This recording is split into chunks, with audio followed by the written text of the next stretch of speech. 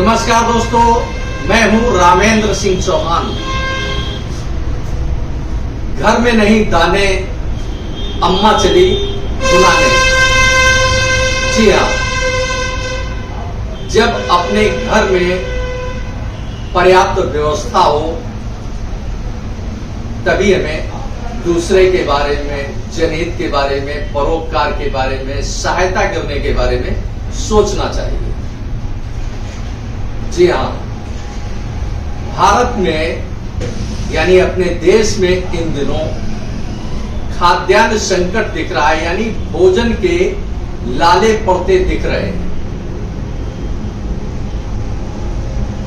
बात यह है कि बिना सोचे समझे सरकार ने जो फैसला लिया वह अब भारत के बासिंदों पे यानी देश के नागरिकों के ऊपर भारी पड़ रही है।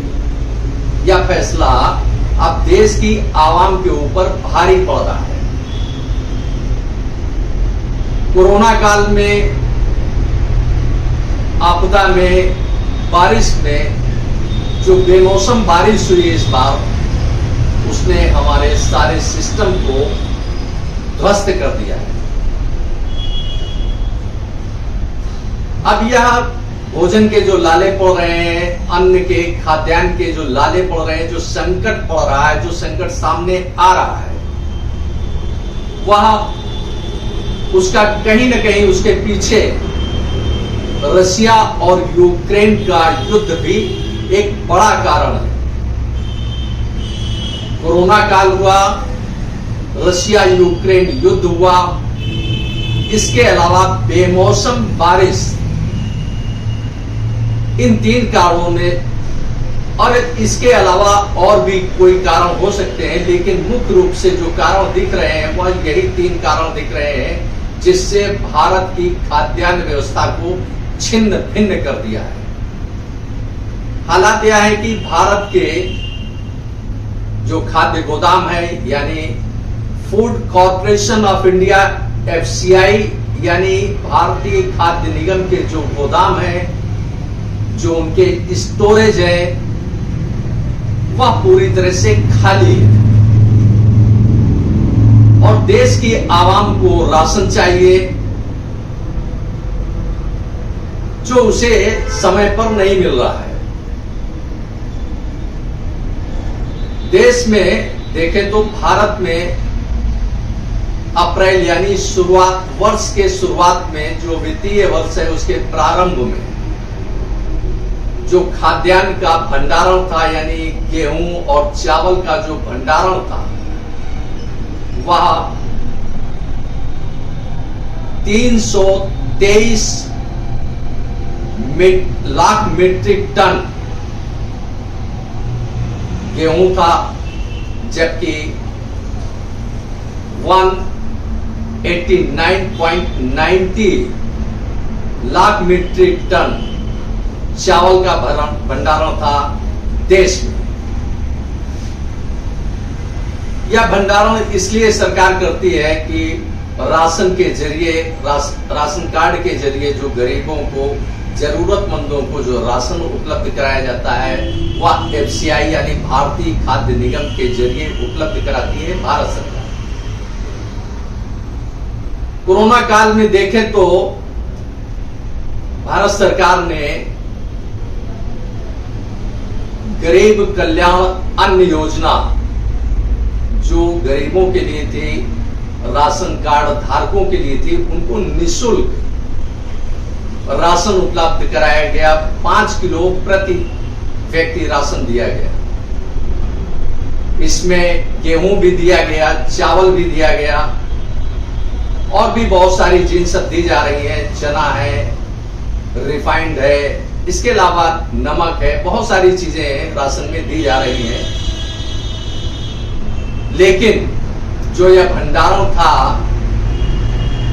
भारतीय खाद्य निगम के गोदामों में, वह अब समाप्त हो गया। शायद यही एक बड़ा कारण है जिससे राशन की दुकानों में गेहूं तो आ गया लेकिन चावल अभी तक नहीं आया, जिससे समय पर जरूरतमंदों को, राशन कार्ड धारकों को खाद्यान्न की आपूर्ति यानी वितरण नहीं हो सका। इस तरह से पूरे सीन में देखें तो कहीं ना कहीं संकट जरूर दिखता है, या संकट गरीब की थाली में दिख रहा है, गरीब की भोजन व्यवस्था में दिख रहा है। निश्चित रूप से उसको 2 जून की रोटी के लाले पड़ेंगे, ऐसा दिख रहा है। अब इसमें बात करते हैं कि आखिर ऐसा क्यों हुआ, इसके पीछे समझने की कोशिश करते हैं कि ऐसे हालात क्यों बने। एक तो बारिश के कारण, बेमौसम बारिश के कारण इधर धान की फसल प्रभावित हुई। तो गेहूं के हालात यह रहे कि वर्ष के प्रारंभ में, यानी जब फसल गेहूं की कटी और बाजार में गेहूं आया, तो सरकार ने जो मूल्य निर्धारित किया था, यानी जो मूल्य की घोषणा की थी, वह 2015 रुपए प्रति कुंटल गेहूं की दर की, यानी उसके दामों की घोषणा की थी, 2015 रुपए प्रति कुंटल। जबकि बाजार में यह कीमत, यानी गेहूं की कीमत 2150 रुपए से लेकर 2200 रुपए तक प्रति कुंटल की दर से बाजार में खरीदारी का यह माहौल बना, और खरीदारी इस दर पर बिक्री हुई, खरीदारी हुई 2150 रुपए से 2200 रुपए प्रति कुंटल की दर पर। लिहाजा जो देश का किसान है उसने सरकारी खरीद पर विश्वास न करके, क्योंकि उसे उसमें पैसा कम मिल रहा था, उसने बाजार में अपना गेहूं बेचा। लिहाजा लाजमी है कि भारतीय खाद्य निगम के गोदाम खाली रह गए। यह हालात बने कि भारतीय खाद्य निगम के जो गोदाम थे, जो उसके स्टोरेज है, वहां पर बड़ी तादाद में भारतीय खाद्य निगम निजी क्षेत्र के गोदाम किराए पर लेता है, जिनमें वह खाद्यान्न जमा करता है, भरता है, स्टोर करता है। अब जब गेहूं की खरीदारी पर्याप्त नहीं हुई तो भारतीय खाद्य निगम ने बहुत से असंख्य गोदाम सरेंडर कर दिए, यानी जिनसे किराए पर लिया था उनको वापस कर दिया कि अब हमें जरूरत नहीं है, लिहाजा आप गोदाम अपने पास रखिए। इस तरह से पूरे सीन में देखें, वैसे देखें तो कोरोना काल से जब से प्रधानमंत्री नरेंद्र मोदी ने घोषणा की थी कि गरीब को राशन मुफ्त मिलेगा राशन की दुकानों से, यानी गरीब कल्याण अन्न योजना के तहत जो राशन दिया जा रहा था, वह 80 करोड़ परिवारों को, 80 करोड़ लोगों को यह राशन दिया जा रहा था। अब देश की कुल आबादी करीब 140 करोड़ है और 80 करोड़ लोगों को सरकार राशन मुफ्त दे रही थी। इस तरह से पूरे सीन में देखें तो केवल 60 करोड़ लोगों को सरकार राशन नहीं दे रही थी, बाकी 80 करोड़ लोगों को राशन सरकार उपलब्ध करा रही थी।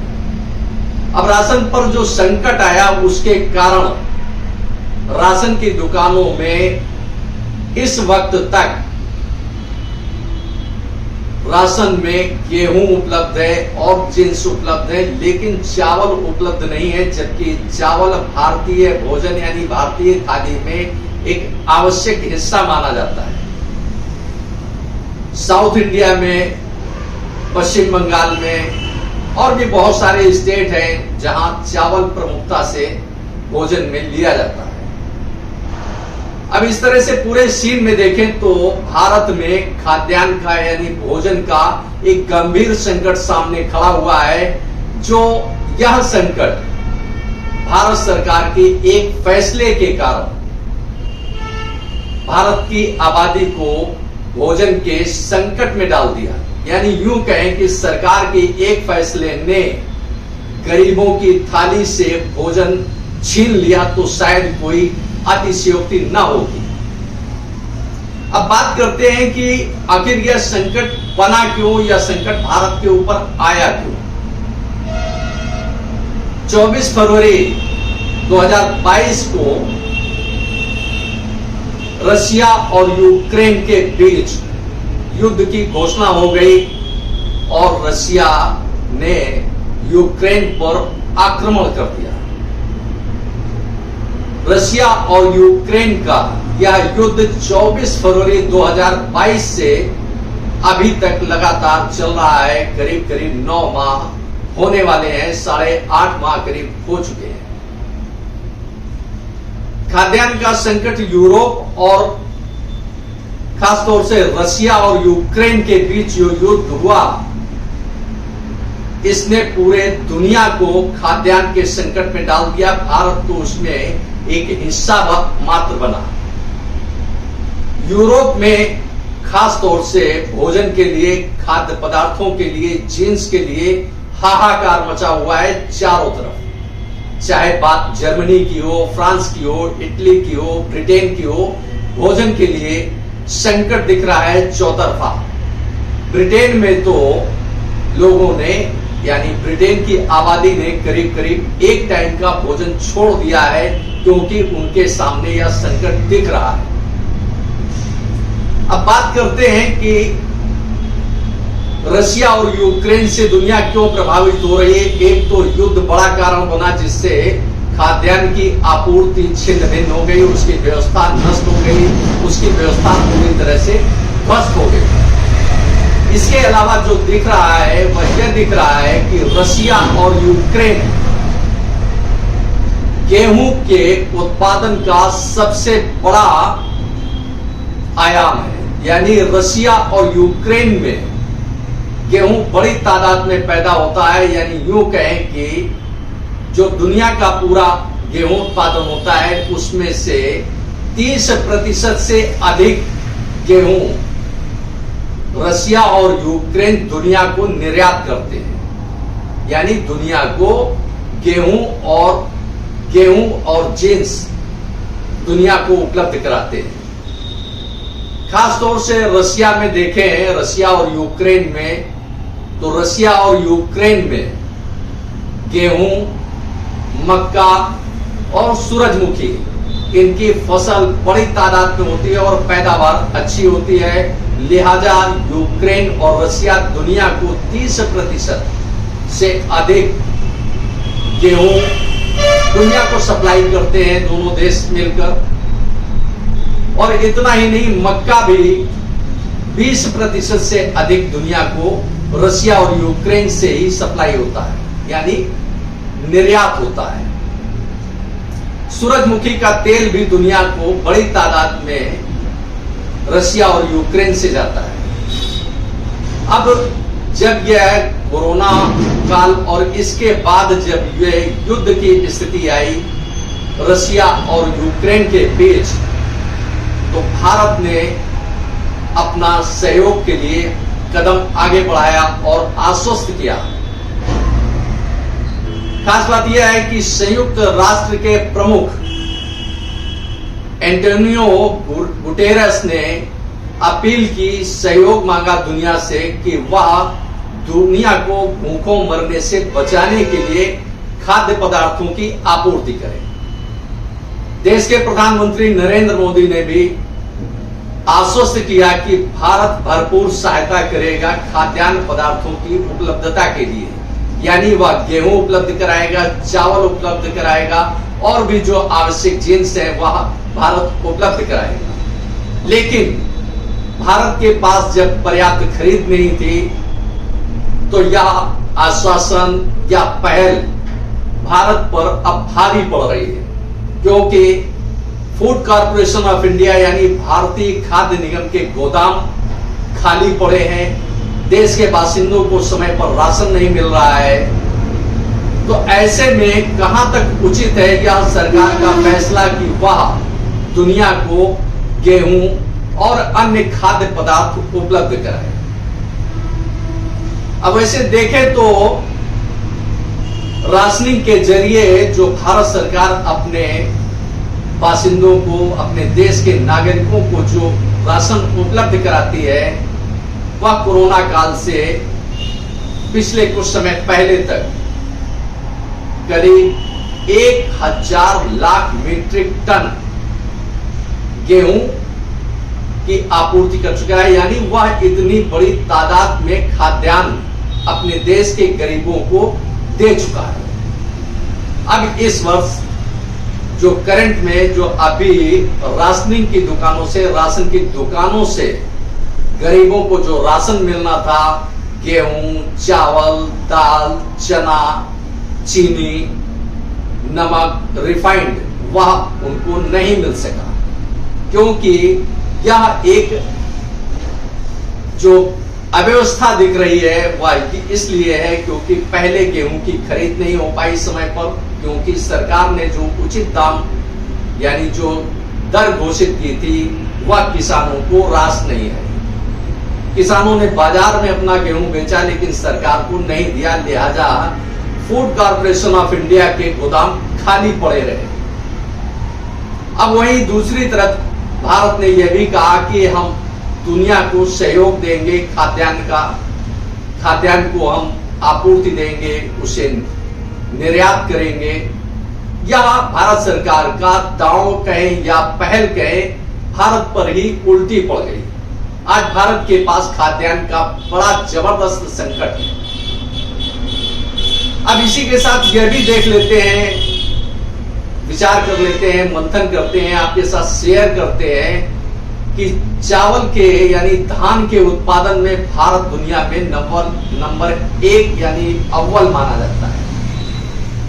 भारत का चावल यानी जो धान की फसल होती है, जो चावल है, भारत का चावल दुनिया के 150 से अधिक भारत का चावल खाते हैं। यानी 150 से अधिक देशों को भारत चावल की सप्लाई देता है, आपूर्ति देता है, निर्यात करता है। लाजमी है कि जब दुनिया को आपने खुले दिल से सहयोग दिया तो निश्चित रूप से भारत में संकट होना ही था। अब जो चावल की यानी धान की जो फसल खड़ी है वह बारिश के बेमौसम बारिश के कारण बड़ी तादाद में बर्बाद हुई है, जिससे आने वाले समय में चावल का जबरदस्त संकट भारत में एक बार फिर दिखेगा।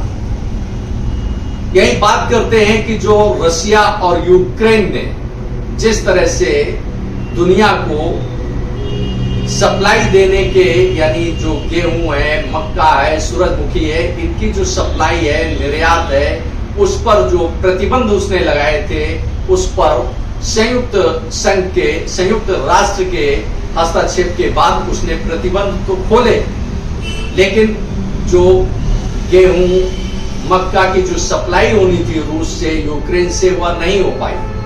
लिहाजा यूरोप में हाहाकार मचा हुआ है। यूरोप के 40 से अधिक देश ऐसे प्रभावित हुए हैं जिनकी थाली से भोजन करीब करीब गायब हो गया है। अब आपको यह भी बता दें, आपके साथ शेयर कर ले, साझा कर ले और देखते हैं कि दुनिया में कहां क्या है। तो वैसे देखें तो दुनिया में 240 से अधिक देश हैं। इनमें से 195 देशों को संयुक्त राष्ट्र ने मान्यता दी है देशों की। अब 195 देशों में से 150 देशों में यानी 150 देशों के नागरिक जो चावल खाते हैं वह भारत का चावल खाते हैं। दूसरे नजरिए से देखें तो दुनिया का जो सबसे बड़ा कृषि क्षेत्र है वह कुल 10 देशों के कब्जे में है। यानी दुनिया का जो कृषि क्षेत्र है उस पर आधे से अधिक क्षेत्र में 10 देशों का कब्जा है। उसमें भारत है, रूस है, यूक्रेन है, अमेरिका है, अर्जेंटीना है, इस तरह से कनाडा है, ऑस्ट्रेलिया है। इस तरह से दुनिया के 10 देश हैं जो कृषि क्षेत्र की आधी भूमि पर, आधी जमीन पर अपना कब्जा रखते हैं। तो इन देशों में जो फसल होनी चाहिए उनमें से खास तौर से अमेरिका है, भारत है, रशिया है, यूक्रेन है। इनमें कृषि जो यानी जो जिन्स का उत्पादन होता है, गेहूं का उत्पादन होता है, अन्य जिन्स का दाल है, मक्का है, बाजरा है। तो इस वर्ष जो बेमौसम बारिश हुई है उसने बाजरा और धान दो की फसलों को एकदम तबाह कर दिया है, जिससे खाद्यान्न का संकट भविष्य में कहीं अधिक दिख रहा है।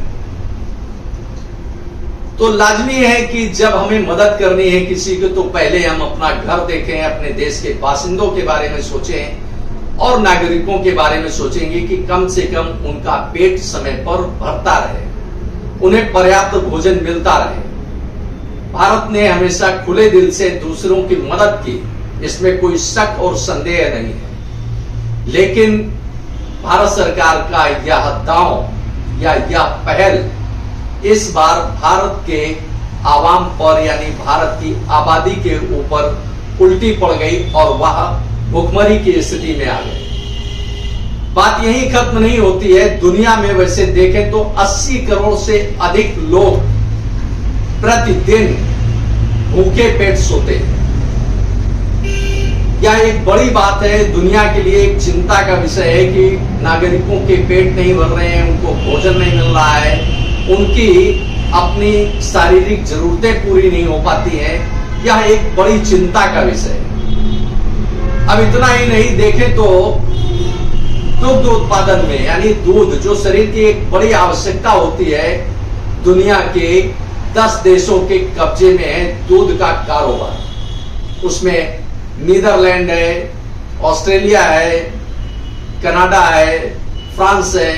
ये सभी देश हैं जो दुनिया को दूध की सप्लाई करते हैं। दुनिया के 100 से अधिक देशों को या दूध बेचते हैं और उनको सप्लाई देते हैं, उनकी दूध की जरूरतों को पूरा करते हैं। लेकिन घूम फिर करके बात यहां आ जाती है कि भारत का गरीब आखिर अब कहां जाए।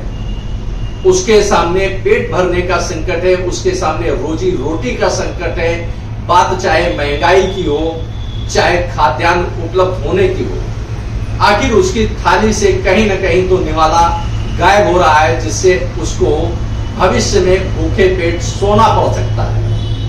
यह एक बड़ी चिंता का विषय है भारत के लिए और दुनिया के लिए, क्योंकि जिस तरह से यूरोप यानी खास तौर से ये यूक्रेन और रशिया के बीच युद्ध के बाद जो हालात बने, उसने यूरोप के 40 देशों के सामने खाद्यान्न का बड़ा संकट खड़ा कर दिया है और इसी चपेट में अब भारत भी आ गया। भारत ने हालांकि जो सपोर्ट करने की बात कही थी कि खाद्यान्न यानी जो फूड सपोर्ट है उसमें भारत सहयोग करेगा, उसने किया भी। लेकिन अगस्त 2022 से भारत ने विराम लगा दिया कि हम सपोर्ट नहीं कर पाएंगे। हालांकि इस तरह की कोई बात नहीं कही गई, लेकिन भारत ने निर्यात खाद्य पदार्थों का निर्यात प्रतिबंधित कर दिया।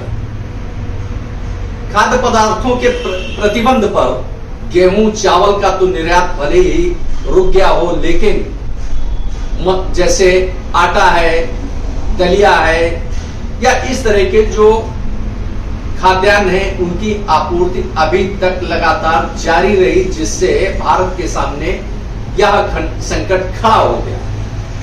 अब आप खुद सहज अनुमान लगा सकते हैं कि जब फूड